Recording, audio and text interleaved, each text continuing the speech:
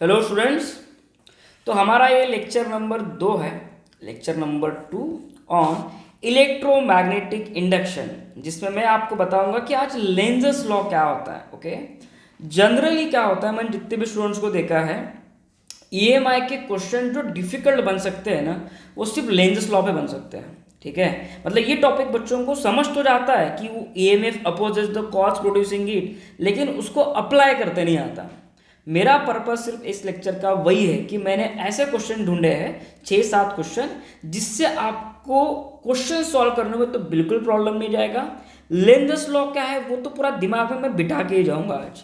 ठीक है, तो चालू करते हैं। तो बच्चों, लेंजस लॉ क्या देता है हमें? चलो, लेंजस लॉ से पहले 2 लॉ और आ चुके थे। फैराडे भाई ने 2 लॉ ऑलरेडी दे चुके थे, फैराडेज फर्स्ट लॉ और सेकंड लॉ। फर्स्ट लॉ ये कहता है कि whenever there is a magnetic flux linking with the coil changes, जब भी किसी कॉइल के साथ मैग्नेटिक फील्ड चेंज होती जाएगी या फिर मैग्नेटिक फील्ड जो लिंक हो रही है वो चेंज अगर हो गई, तो यहां पे क्या डेवलप होता है? Induce EMF. क्या डेवलप होता है? Induce EMF. सेकंड लॉ में उसने ये बताया कि ईएमएफ जो इंड्यूस होगा वो डायरेक्टली प्रोपोर्शनल रहेगा rate of change of magnetic flux, और इसको ही हम ऐसे लिख सकते हैं D phi by D T, या फिर इसको ही हम ऐसे भी लिख सकते हैं E equals to minus minus नहीं N d phi by D t, where N indicates number of turns. ठीक है, अब लेंजस लॉ के अकॉर्डिंग ये जो ईएमएफ इंड्यूस होता है, इसका मैग्नीट्यूड हमें फैराडेज ने दे दिया कि मैग्नीट्यूड उसका इस पे डिपेंड करेगा rate of change of flux पे, लेकिन लेंजस लॉ ने हमें ये इंड्यूस ईएमएफ का डायरेक्शन दिया है कि ये जो ईएमएफ प्रोड्यूस होता है किसी भी कॉइल में, उसकी डायरेक्शन क्या होगी, ये हमें लेंजस लॉ ने बताया। पहले तो ये चीज क्लियर कर देते हैं। ठीक है, उसके बाद अब समझो, तो डायरेक्शन जो है हमें वो लेंजस लॉ ने दी है। अब आगे बढ़ो। अब दिक्कत क्या है, जब लेंजस लॉ ने ऑब्जर्व किया, कुछ ऑब्जर्वेशंस किए, और उस ऑब्जर्वेशन से हमें ये पता चला कि ये जो ईएमएफ इंड्यूस होता है, या जो ये इंड्यूस ईएमएफ है, ये क्या करता है मालूम क्या? जो इसको बनाता है उसको वो अपोज करता है। क्या कहा मैंने? जो इसको बनाता है उसको वो अपोज करता है। यानी कि अगर मैं इंग्लिश में इस चीज को लिखूं, induce EMF opposes the cause producing it, यानी कि जो भी उस ईएमएफ को बनाएगा उसको वो अपोज करेगा। फॉर एग्जाम्पल, अब जरा इस एग्जाम्पल में समझो, यहां पे तुम्हारा पूरा डाउट क्लियर हो जाएगा। Let suppose this is a coil, okay, और ये गैल्वानोमीटर में लगा देता हूं यहाँ पे, दिस इज गैल्वानोमीटर, और ये आपका रहा एक मैग्नेट, और ये नॉर्थ और साउथ पोल। अगर मैं इस मैग्नेट को इस कॉइल के नज़दीक लाऊं, यानी कि ये जो मैग्नेटिक फील्ड इससे निकलेगी ये इस कॉइल के साथ लिंक हो जाएगी। ठीक है, लिंक होने के जाने के बाद इसमें ईएमएफ डेवलप होगा, इंड्यूस ईएमएफ जिसको हम कहते हैं, और उसके कारण डेवलप होगा करंट।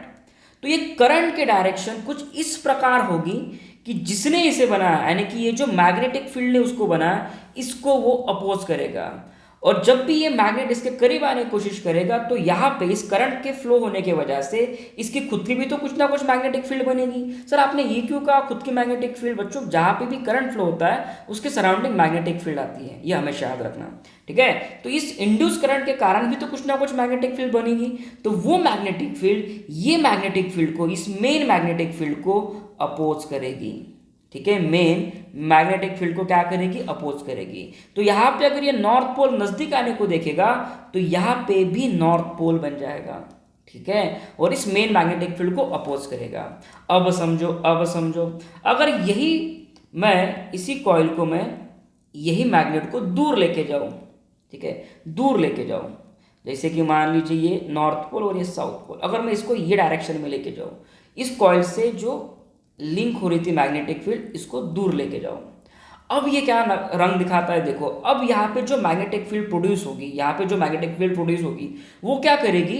इस मैग्नेट को अट्रैक्ट करने की कोशिश करेगी। सर अट्रैक्ट करने की कोशिश करेगी? एग्जैक्टली। अगर मैग्नेटिक फील्ड डिक्रीज होती है तो उसको डिक्रीज नहीं होने देगा, और इंक्रीज होती है तो उसको बढ़ने भी नहीं देगा। दोनों चीजें होंगी। अगर ये मैग्नेट इस डायरेक्शन में जा रहा है, दूर जा रहा है, तो ये अट्रैक्टिव मोड में आ जाएगा, और ये कॉइल में जो मैग्नेटिक फील्ड प्रोड्यूस होगी यहाँ पे साउथ पोल जनरेट हो जाएगा। ऐसा समझ लो। सो दैट ये नॉर्थ पोल को अट्रैक्ट करे इस डायरेक्शन में। क्लियर? यही है लेंजस लॉ सिंपल लैंग्वेज में। अब जरा देखो, अब मैंने क्या कहा था, फैराडे ने कहा था कि d∅dt E equals to what, d∅dt। Lenz's law ने बस ये बोल दिया कि यहाँ पे निगेटिव साइन लगा दो, ठीक है। तो उसके अकॉर्डिंग उसका यही बोलना था कि EMF जो भी इंड्यूस होता है वो मैग्नेटिक फ्लक्स को अपोज करता है। अपोज करता है मतलब अगर इंक्रीजिंग मैग्नेटिक फील्ड है, अगर इंक्रीजिंग मैग्नेटिक फील्ड है तो उसको अपोज करेगा, और डिक्रीजिंग मैग्नेटिक फील्ड है तो उसको अट्रैक्ट करने की कोशिश करेगा। सिंपल सा लॉ है, ठीक है। तो जरा और एक एग्जांपल से समझाने की कोशिश करता हूं मैं। सपोज मान लो कि ये कोई कॉइल है, ठीक है। बहुत ही ज़्यादा गंदी कॉइल बनाई है मैंने, पर कोई बात नहीं, एक और अच्छे बना के देखते हैं। तो ये कॉइल है, ये कॉइल के अगर मैं पास में ये नॉर्थ पोल और ये साउथ पोल, यानी कि मैग्नेट को इस डायरेक्शन में लेके आने की कोशिश करूँ। अब मेरा दूसरा सवाल है कि बताओ कि इस कॉइल में पहली बात तो करंट डेवलप होगा, उसको हम कौन सा करंट कहते हैं, इंड्यूस करंट, ठीक है, इंड्यूस करंट।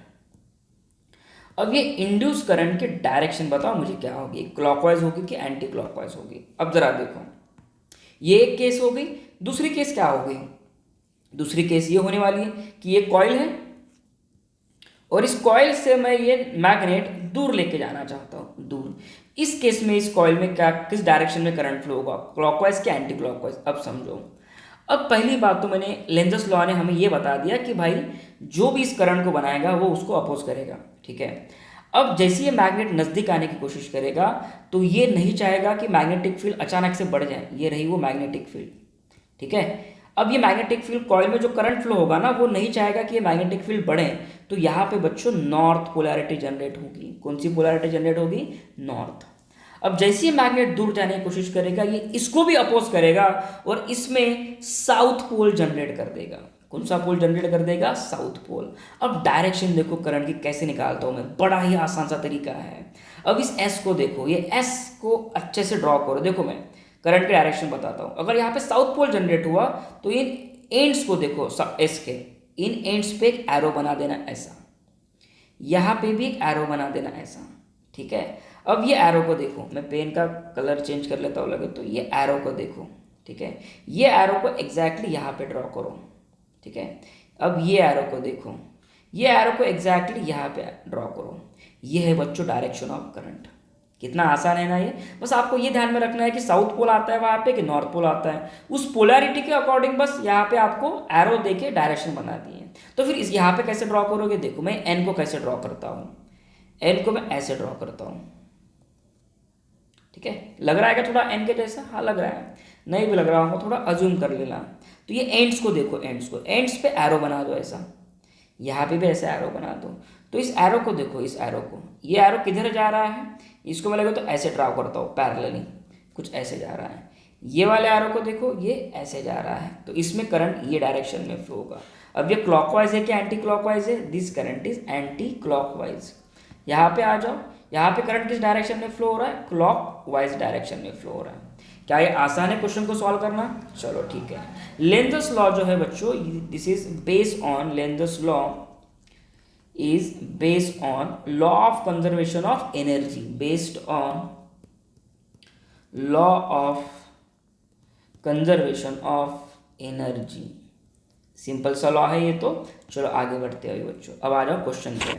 अब बताओ एक एक क्वेश्चन को, मैंने एक एक क्वेश्चन को बहुत स्मार्टली चूज़ किया है और इसके ज़्यादा क्वेश्चन नहीं है, लेकिन जितने भी क्वेश्चन है ना वो काफ़ी डरावने हैं, वो बच्चों से जनरली सॉल्व ही नहीं होते हैं। देखो पहला क्वेश्चन पढ़ो, विच of the following figure correctly depicts the Lenz's law? The arrow shows the movement of label pole barred magnet into a closed circular loop and the arrows on the circle show the direction of induced current। अब जरा देखो पहले case में क्या हुआ। पहले case में बच्चों ये नॉर्थ पोल, ये जो मैग्नेट है नॉर्थ पोल, इन्होंने किसके नज़दीक लाया, एक कॉइल के नज़दीक लाया। अगर नॉर्थ पोल कॉइल के नज़दीक आया तो मैं एक बार पहले तो मुझे पेन का कलर चेंज कर दूँ, यहाँ पे ब्लैक चूज़ करने दो, ठीक है। अगर ये नॉर्थ पोल इसके नज़दीक आया तो यहाँ पे कौन सी पोलैरिटी आएगी, मैंने कहा कि जो भी EMF मतलब क्या कहते हैं उसको, जो भी इसको बनाने की कोशिश करेगा तो उसको अपोज भी करेगा, इंड्यूस करंट। तो यहाँ पे कौन सी पोलैरिटी आ जाएंगी, नॉर्थ। क्यों नॉर्थ आएगी, क्योंकि यहाँ पे देखो मैग्नेटिक फील्ड बढ़ेगी, लिंक हो जाएंगी कॉइल के साथ, ज़्यादा मैग्नेटिक फील्ड लिंक होगी, कुछ इस डायरेक्शन से मैग्नेटिक फील्ड को दिखाता हूँ, ठीक है। तो यहाँ पे वो ना हो इसलिए नॉर्थ पोलैरिटी जनरेट होगी। तो मैंने बताया था कि नॉर्थ पोलैरिटी जब भी जनरेट होंगी तो यहाँ पे एंड्स में ऐसे एरो ड्रॉ करना, एंड्स में ऐसे एरो ड्रॉ करना। चलो देखो ये नॉर्थ पोलैरिटी यहाँ पे आ जाएंगी। तो ये मैंने एरोस को देखो कैसे बनाया, ठीक है। तो ये एरो क्या इंडिकेट करते हैं, डायरेक्शन ऑफ करंट, यानी कि ये डायरेक्शन में क्या होगा बच्चों, तुम्हारा करंट फ्लो होगा। तो इसको मैं हटा देता हूँ, डायग्राम बहुत छोटी है वो, इसलिए मुझे वो ड्रॉ नहीं करते आ रहा है। तो ये कुछ ये डायरेक्शन में तुम्हारा करंट फ्लो होगा। तो पहला ऑप्शन सही है, बिल्कुल सही है। बाकी ऑप्शन गलत क्यों है ज़रा देख लेते हैं। ये ऑप्शन देखो, ये वाले केस में क्या होगा, यहाँ पे अगेन नॉर्थ अगर नज़दीक आ रहा है तो यहाँ पे नॉर्थ डेवलप होगा। तो नॉर्थ अगर डेवलप होगा तो यहाँ पे करंट की डायरेक्शन ऐसी आनी चाहिए, लेकिन इन्होंने देखो कैसी दिखाई है, उल्टी दिखाई है, इन्होंने ऐसी दिखाई है, ये वाली दिखाई है। तो ये गलत है, दिस ऑप्शन इज रॉन्ग। आ जाओ, मैं पेन और चेंज करके देखता हूँ, ये ऑप्शन पे आ जाओ। अगर साउथ पोल नज़दीक जाने की कोशिश करेगा, अगेन यहाँ पे कौन सी पोलैरिटी आएगी, साउथ। आधन में अगर ये साउथ दूर गया होता तो यहाँ पे नॉर्थ आया होता। अगर मैग्नेट की जो पोलैरिटी कॉइल के नज़दीक आएंगी वही पोलैरिटी उसमें रिफ्लेक्ट होंगी, क्योंकि वो क्या करेगा, इसको अपोज करने की कोशिश करेगा जो भी इसको बनाएगा। तो यहाँ पे साउथ मतलब ये डायरेक्शन। तो करंट की डायरेक्शन क्या होनी चाहिए बच्चों, ये होनी चाहिए एरो के अकॉर्डिंग। तो यहाँ पे लॉजिक बैठ रहा है क्या, नहीं, इन्होंने उल्टी डायरेक्शन दिखाई है, ये भी ऑप्शन रॉन्ग है। तो ऑप्शन डी को देख लेते हैं अभी। साउथ पोल अगर अब नज़दीक जाएगा तो यहाँ पे अगेन साउथ पोल नज़दीक जाएगा, नज़दीक जाएगा। ये ऑप्शन को मुझे सही तो लग रहा है, ये ऑप्शन मुझे सही लग रहा है। एक सेकेंड, मुझे पहले ऑप्शन को एक बार अच्छे से देखने दो। हाँ, तो यहाँ पे बच्चों ना ये ऑप्शन डी ऑप्शन भी सही है। देखो ज़रा, अगर ये साउथ पोल नज़दीक जाने की कोशिश करेगा तो यहाँ पे भी साउथ पोल बनेगा। अगर यहाँ पे साउथ पोल बन गया तो ये रही वो डायरेक्शन ऑफ करंट जो उन्होंने ड्रॉ जो करी है वो सही है, ठीक है। तो इसके दोनों ऑप्शन करेक्ट है, ओके। तो मैंने एक्चुअल क्वेश्चन देखा, तो एक्चुअल क्वेश्चन में ना ये जो एरो दिखाया गया है ये इस डायरेक्शन में नहीं, ये इस डायरेक्शन में है, ठीक है। लेकिन चलो इसको करेक्ट ही मान के चलेंगे हम। अगर ऐसा भी क्वेश्चन होता तो इसके दोनों ऑप्शन करेक्ट होते, फर्स्ट और लास्ट, बाकी दो ऑप्शन करेक्ट रॉन्ग है, ठीक है। चलो नेक्स्ट क्वेश्चन पे आते हैं अभी। अब इस क्वेश्चन को देखो, पढ़ो, लंबा सा क्वेश्चन है, इंटरेस्टिंग है, पढ़ो पहले। A conducting square loop of side L है, यानी कि ये जो लूप दिख रहा है ना आपको, इसकी साइड कितनी है बच्चों, एल। चलो आगे बढ़ते हैं अभी, नेक्स्ट आगे बढ़ो। रेजिस्टेंस दिया है उसका R, moves in its plane with uniform velocity भी perpendicular to the one of its side, ठीक है। अब ये मूव हो रहा है बोलते, ये जो भी इसने ये सरफेस लिया है, रेक्टेंगल लिया है, सॉरी स्क्वायर लिया है, ये मूव हो रहा है, ठीक है। लेकिन जो मैग्नेटिक फील्ड है वो कैसी है, magnetic field of induction constant in time and space, यानी कि इसके आगे भी ये मैग्नेटिक फील्ड कंटिन्यू होगी, ठीक है, कंटिन्यू होगी। यहाँ पे भी मैग्नेटिक फील्ड होगी, यहाँ पे भी होगी, ठीक है। लेकिन ये मैग्नेटिक फील्ड कैसी है, कांस्टेंट है। मैग्नेटिक फील्ड क्या है, कांस्टेंट है। अगर मैग्नेटिक फील्ड कांस्टेंट है बच्चों, यहाँ पे फ्लक्स चेंज ही नहीं हो रहे, फ्लक्स चेंज ही नहीं हो रहे, तो इसमें करंट डेवलप होगा क्या, नहीं। The current induce in the loop is zero. अगर करंट डेवलप हुआ होता तो इसका आंसर बी होता, लेकिन यहाँ पे चेंजिंग मैग्नेटिक फील्ड नहीं है, तो इसका आंसर क्या है बच्चों, जीरो। क्लियर। चलो नेक्स्ट, ईएमएफ इंड्यूस होने के लिए, करंट इंड्यूस होने के लिए वहाँ पे चेंजिंग मैग्नेटिक फील्ड का होना बहुत ज़रूरी है। चलो नेक्स्ट क्वेश्चन पढ़ो, ये क्वेश्चन काफ़ी इंटरेस्टिंग लगा मुझे, और ये पीएमटी का पीवाईक्यू है। पढ़ो इस क्वेश्चन को। A magnet north end S is suspended from a spring and when it oscillates the magnet moves in and out of the coil C, ठीक है। The coil is connected to a galvanometer G, then as the magnet oscillates, फिर उन्होंने option दिए हैं। अब जरा समझो इस क्वेश्चन को, काफ़ी इंटरेस्टिंग सा क्वेश्चन है।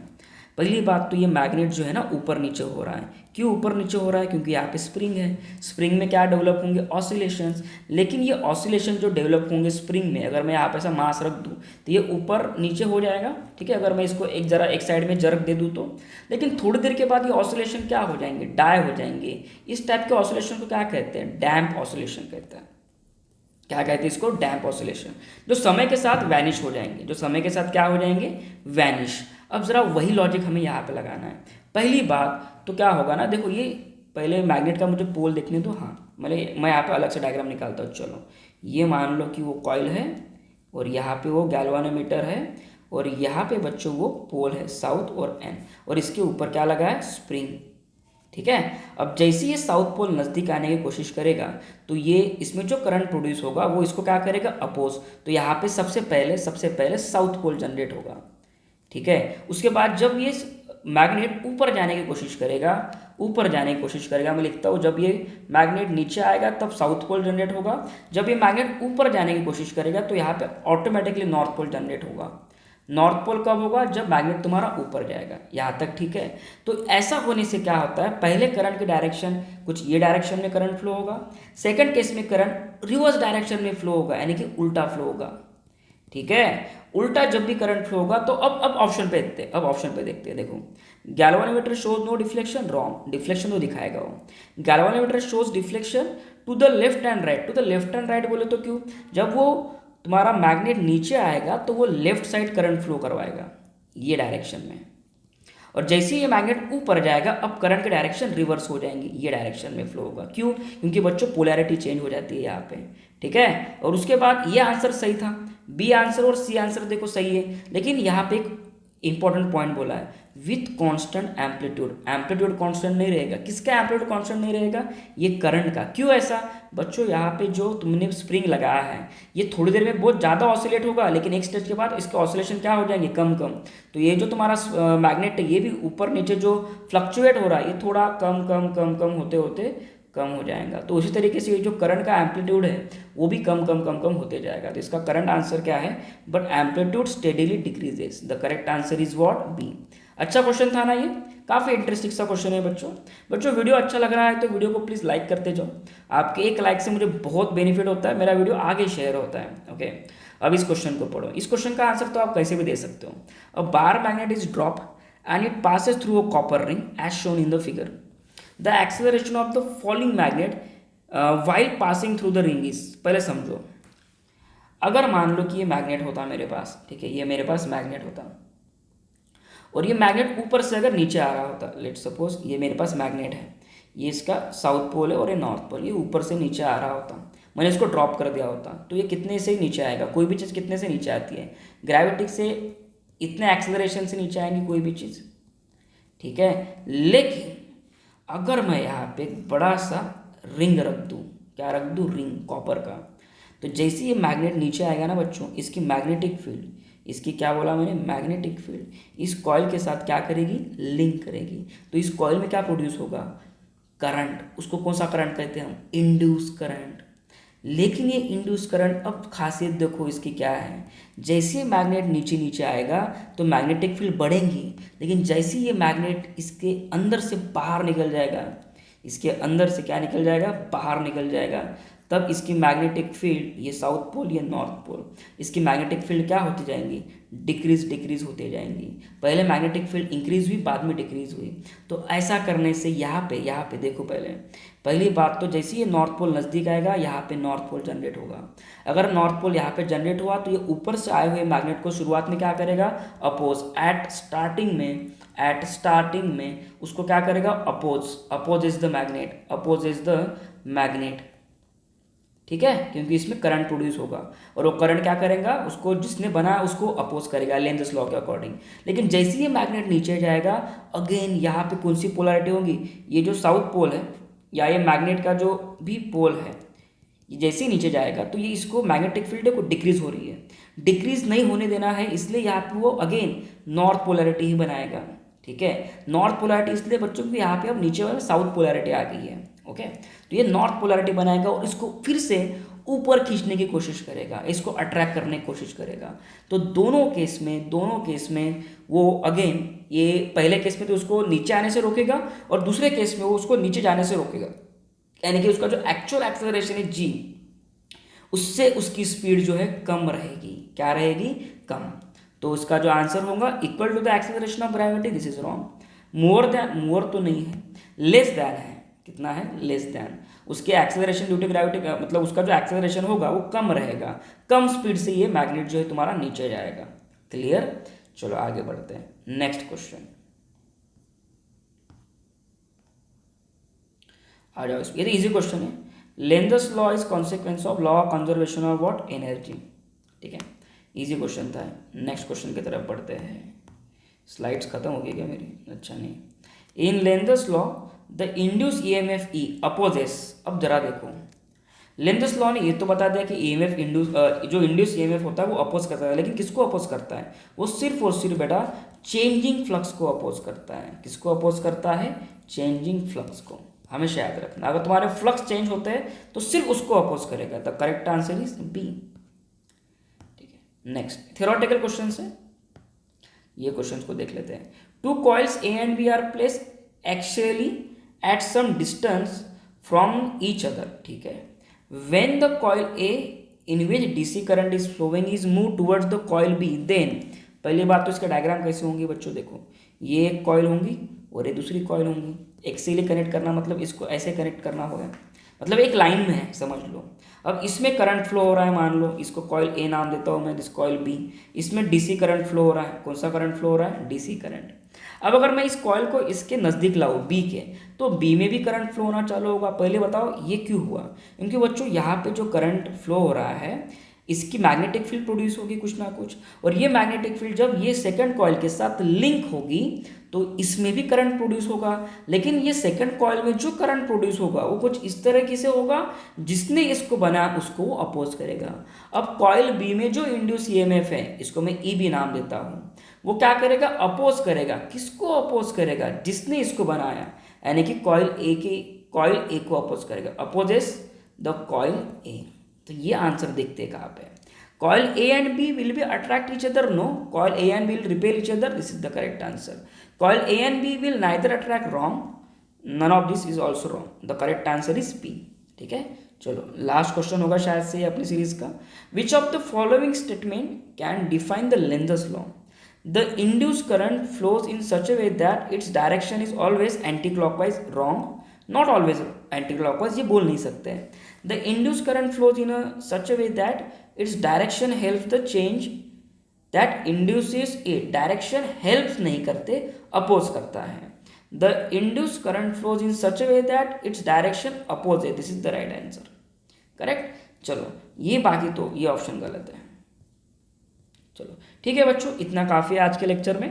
कम टाइम में मैंने ज़्यादा से ज़्यादा कंटेंट देने की कोशिश की, और जितने भी क्वेश्चन मैंने पिक किए थे ये अच्छे हर 2-3 वेबसाइट से, कुछ डीसी पांडे से पिक किए थे, तो हर जगह से मैंने एक एक क्वेश्चन को उठाया था। क्वेश्चन अच्छे लगे या वीडियो अच्छा लगा तो वीडियो को प्लीज़ लाइक ज़रूर कर देना, और कमेंट में प्लीज़ कमेंट कर देना कि वीडियो आपको कैसी लगी। ठीक है, thank you so much everyone.